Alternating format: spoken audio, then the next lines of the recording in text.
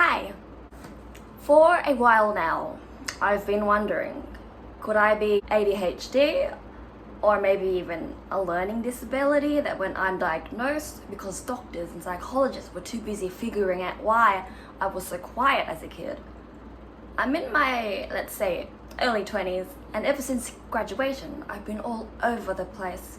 My friends all knew what they wanted, enrolling for uni, getting jobs, or so they appeared. And I didn't even look at uni. I've done small courses, beauty school, admin again and again, animal studies, hairdressing. I dropped out of a few of them, particularly the admin courses, and I felt lost. I mean, I still hope to develop a makeup business eventually, but above all, my biggest dream was always to sing and create music, of course. For some time when I was fresh out of high school, I was unemployed and open to any decent job, not to mention severely depressed after being allowed to trial off my antidepressants for half a year, plus being bored with the business course I was taking. And I started to realize how hard it was to find a job. A year after my makeup diploma, I tried to become a hairdresser. I ended up doing an apprenticeship at 2 hair salons, work and get paid while you study. And I worked before class started. It was a disaster. No, I never reached the stage of cutting hair. I swept the floors, gave people hair washes and head massages. For some time, I was praised for it and felt confident in the things that I was doing. Other times, I would look around the hair salon and think, this is what I'm meant to be doing. Then crippling anxiety would get the best of me, and I'd stop and I'd wonder, can I really do a job that requires talking to people all the time? Constant customer service and genuinely being fake all the time. I was kicked out of my first hair salon. It was a high-end salon in the city. My boss gave me many warnings. 1. No more accidentally wetting people at the basin. Later discovered accidentally ruining foils. 3. Failure to follow instructions. I mean, it's not my fault one of the girls asked me to hold something for her while I was waiting for my client under the treatment machine. In all honesty, it probably would have lasted longer if I had that an excuse, but it probably wouldn't make much of a difference. Apparently, I would stop and think about things, and my boss would remind me I was a mature-aged apprentice, not 12. And on my last day, she pulled me aside for a meeting and she'd ask, Natalie, is there something about you I need to know? I didn't tell her. It lasted for 6 months. Looking back, I wish I had said something about having anxiety. At a young age, I was diagnosed with a severe case of anxiety so many times. It was called selective mutism. I used to find comments on the internet calling it social anxiety on steroids. And anyways, at my second salon, despite working with some decent people that gave me free hair services, customer complaints, too rough, once in a while wetting customers, brushing someone's ear, accidentally finding color on people's clothes, which is pretty embarrassing, not washing color off completely, and as I've been told many times, you're not paying attention or listening. Things to do with common sense. And in my last moments there, that I needed to speak up. Of course, I didn't tell them my backstory. And looking back, I wish I did. After having a meeting and being screamed at, I held it in, then left and cried on the Uber home, then quit via text message. That I went to pick up my money the next week, and one of the guys told me, you're not paying attention. You're not listening. Advice I would give to you for the real world next time, if you wanted to quit a job, don't do it through text message. Come in and tell them in person. Otherwise, the employer will think little or less of you. Not that I think little of you. Why did you do it? Was Ivan too harsh? Was it us? It was them. But I didn't have it in me to admit it at the time. I told them it wasn't for me.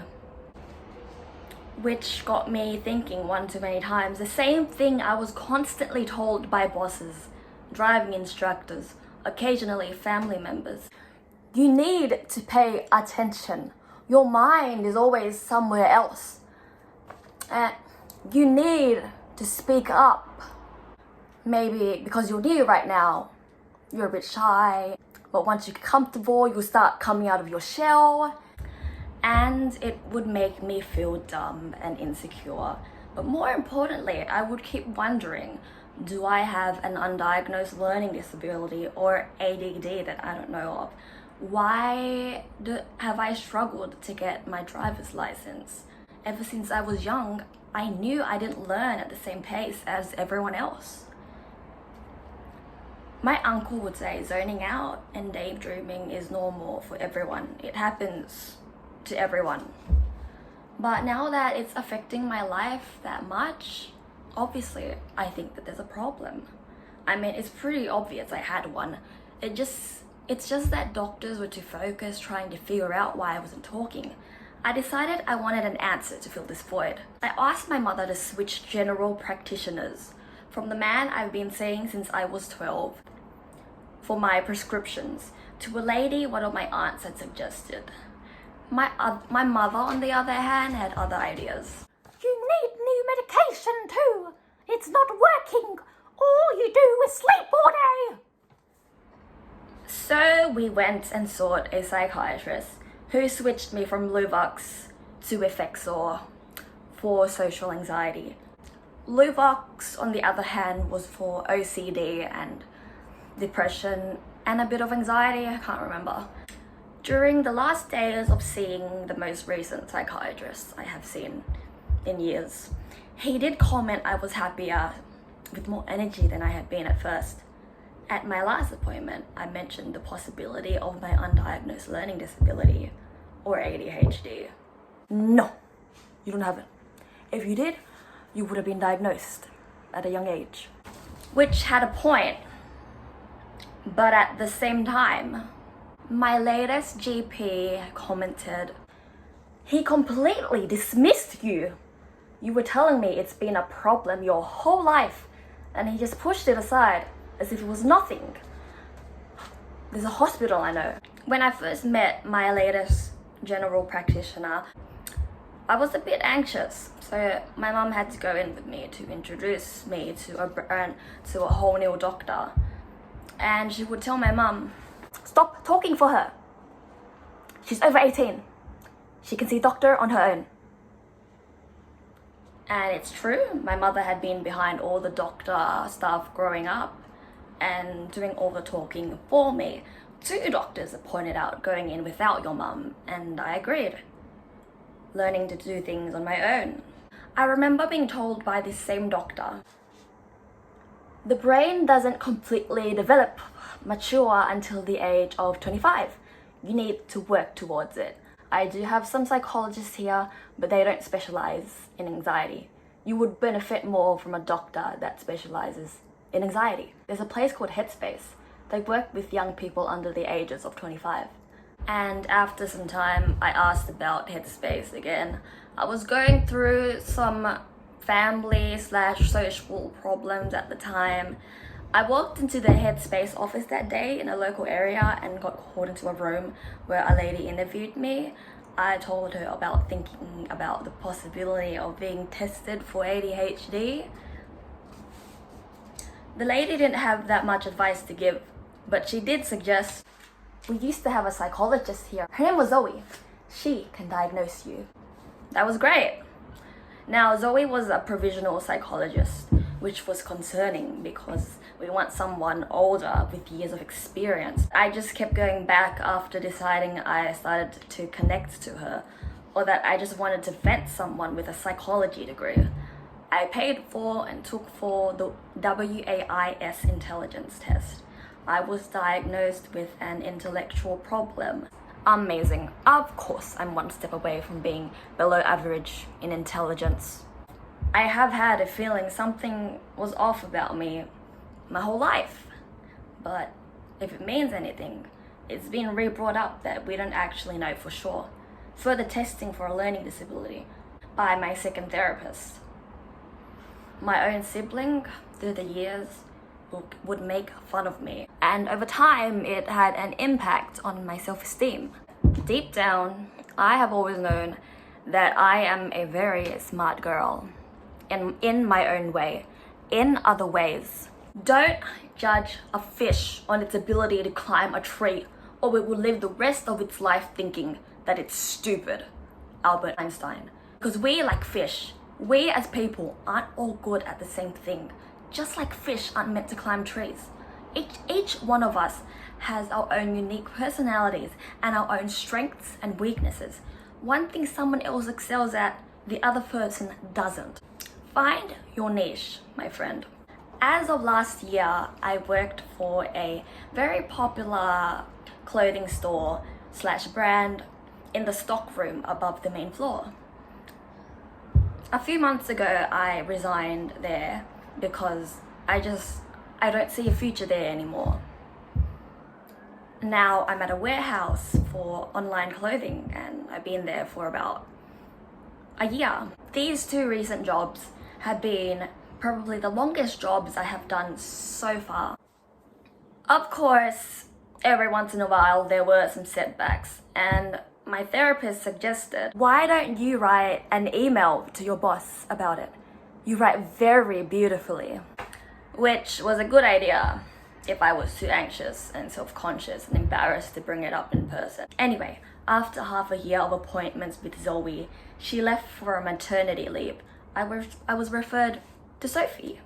She asked me on our first appointment, do you know the difference between being shy and social anxiety? There's nothing wrong with being shy.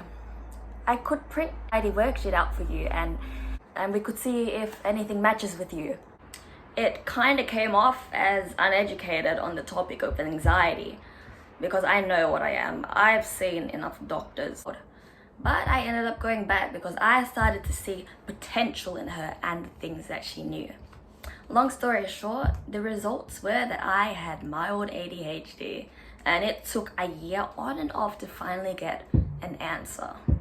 So does this mean there's a possibility that I do meet the criteria for it, but I also might not have it?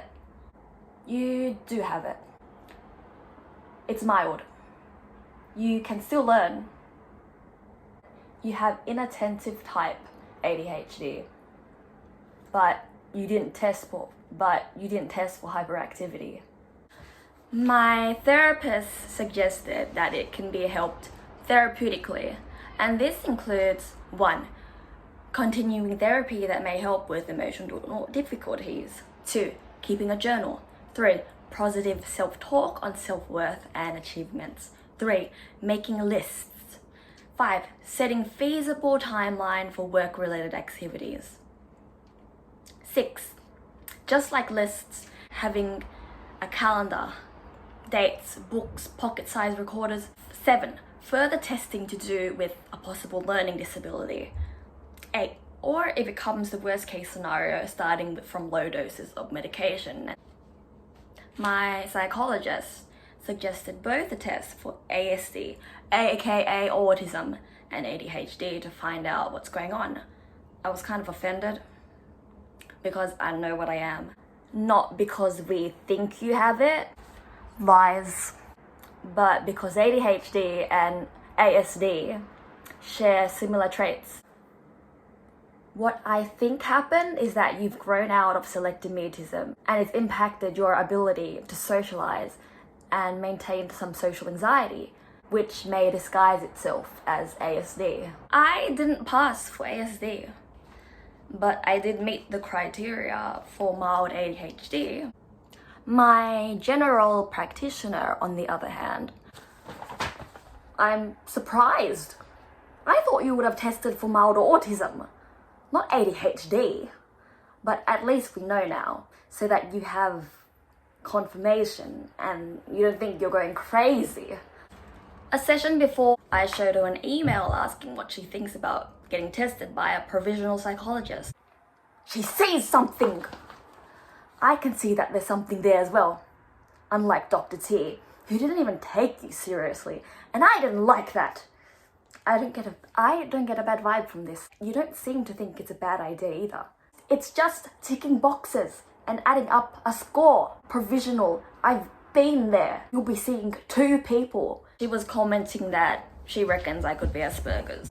And to be honest, you don't know me.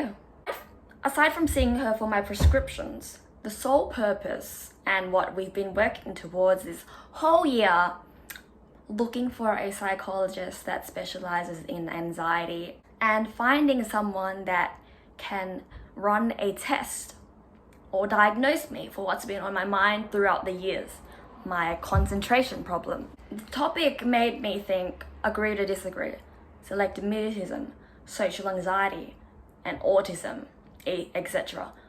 all have similar traits, social difficulties, and can be mistaken for one another. Throw ADHD into the list too.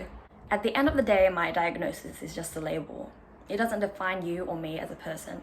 Don't wear it around like a badge. I'm still the exact same person I am before I knew this. If you think there's something about you, reach out and find out to fill that void, even as an adult, or if you have a child that you're concerned about, or for whatever reason. I remember I once attempted to write a song on this topic a year back, and an old schoolmate reviewed it for me quite harshly.